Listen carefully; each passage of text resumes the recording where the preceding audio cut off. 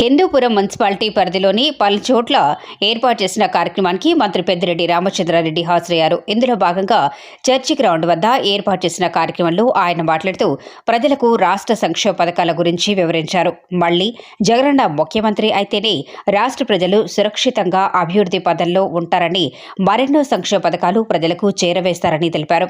మహిళలకు పెద్దపీట వేస్తూ 2024లో జరుగు ఎన్నికల్లో హిందూపురం ఎమ్మెల్యే అభ్యర్థిగా టీఎన్ దీపిక, ఎంపీ అభ్యర్థిగా బోయ శాంతమ్మ వైఎస్ఆర్సీపీ తరఫున బరిలో ఉంటారని అన్నారు. పుర ప్రజలు అత్యంత మెజార్టీతో ఓట్లు వేయించి గెలిపించాలని కోరారు. హిందూపురం వైసీపీ కంచుకోటగా మారనుంది అని ధీమా వ్యక్తం చేశారు. ఈ కార్యక్రమంలో observer Eshwar Reddy, TTD board director Pokala Ashok Babu, మాజీ ఎమ్మెల్యే అబ్దుల్ గనీ, జడ్పీ చైర్మన్ బోయా గిరిజమ్మ, రాష్ట్ర వైసీపీ నాయకురాలు మధుమతిరెడ్డి, మున్సిపల్ నాయకులు, అధికారులు, వైఎస్ఆర్సీపీ నాయకులు, కార్యకర్తలు, సచివాలయ సిబ్బంది, ప్రజలు తదితరులు పాల్గొన్నారు. ముఖ్యంగా ఇక్కడ సమావేశమైన 6 వార్డులకు సంబంధించిన కౌన్సిలర్లకు అందరికీ పేరు పేరున వేదిక ముందున్న మీ అందరికీ పేరు పేరున నమస్కరించుకుంటాను. చాలా సంతోషంగా ఉంది.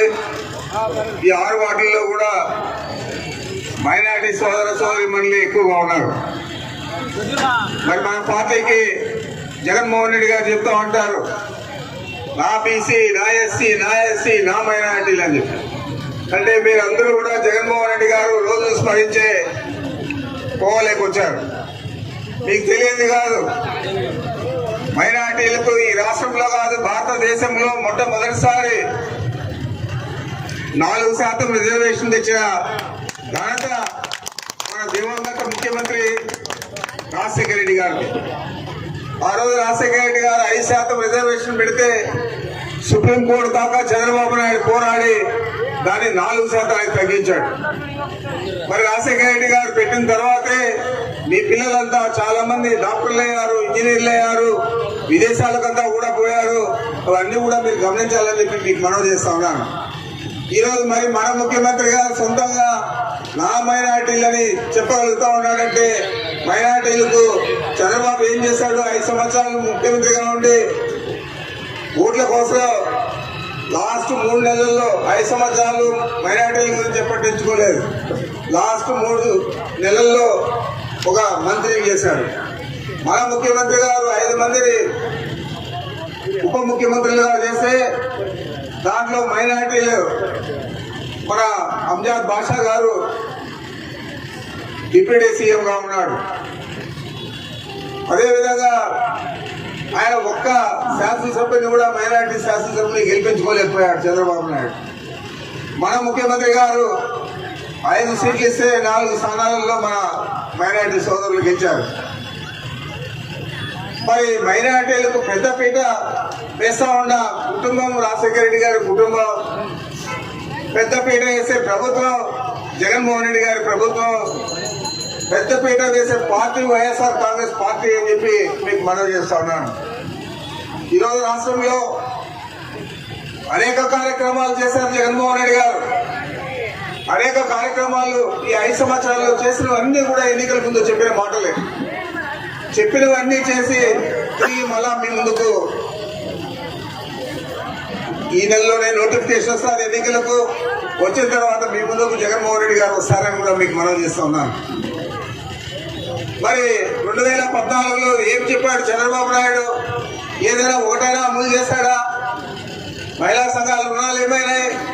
ఆ రోజు రాష్ట్రం మొత్తం మీద 14,200 కోట్లు ఉంటే వాటి ఏమి కూడా పట్టించుకోకుండా తుదకు మీకు ఇవ్వాల్సిన వడ్డీని కూడా బ్యాంకులకు చెల్లించకుండా 2016 నుంచి ఎన్నికల దాకా మీ సంఘాలన్నీ కూడా నిర్వీర్యం అయిపోయాయి. తిరిగి మళ్ళా జగన్మోహన్ రెడ్డి గారు చెప్పిన మాట ప్రకారం ఎన్నికలైన వెంటనే మీ అందరికీ కూడా అన్ని రకాల మహిళా సంఘాలకు చేయూతనిచ్చాడు. చేయూతనిచ్చేదే కాకుండా ఆసరా కింద ఎన్నికల ముందు ఏదైతే చెప్పాడో ఆ విధంగానే మనకు జనవరి నెలతో 4 విడతలు కూడా ఆసరా సొమ్ము మీ అందరికీ కూడా ఇవ్వడం జరిగింది. దాదాపు 25,000 కోట్ల పైన ఈ రాష్ట్ర వ్యాప్తంగా ఇవ్వడం, అది కూడా మీ అకౌంట్లకే నేరుగా బట్టన్లోకి మీ అకౌంట్లకే వేయడం జరిగింది. ఎక్కడ కూడా లంచాలు తావు లేకుండా చేయడం జరిగింది. మరి చెప్పిన మాట చేశాడా లేదా అని మీరు ఆలోచన చేయాలని మీకు మనవి చేస్తా ఉన్నాను. ఇంకా చేయూత కింద చాలా మంది మహిళలు ఉన్నారు. ఇక్కడ ఉండేవాళ్ళు 40 సంవత్సరాల నుండి 60 సంవత్సరాల లోపల ఉండేవాళ్ళు. వారికి కూడా 4 విడతల్లో 75,000 రూపాయలు ఇస్తా అని చెప్పాడు. ఇచ్చారా లేదా? ఈ 4వ విడత ఈ 16వ తేదీ ఇస్తే ఈ 75,000 రూపాయలు కూడా ప్రతి మహిళకు ఇచ్చేయట్లే అని చెప్పి కూడా మీకు మనవి చేస్తా ఉన్నాను. ఈ డబ్బులు ఇచ్చేదే కాదు, మీకు ఒక బాధ్యతాయుతంగా మీరు వ్యాపారం చేసుకోవాలన్నా, లేదా ఆవులు పట్టుకోవాలన్నా, గొర్రెలు పట్టుకోవాలన్నా, లేకపోతే ఏ విధంగా మీరు ఆర్థికంగా ముందుకు పోవాలని చెప్పి ఆలోచన చేసి విదేశీ కంపెనీలు కూడా ఇక్కడ తీసుకొచ్చి వారందరి ద్వారా వ్యాపార సంస్థలను కూడా మీరు స్థాపించే విధంగా చేయూతనిచ్చాడు జగన్మోహన్ రెడ్డి గారని మీకు మనవి చేస్తా ఉన్నాను. మరి ఆ విధంగా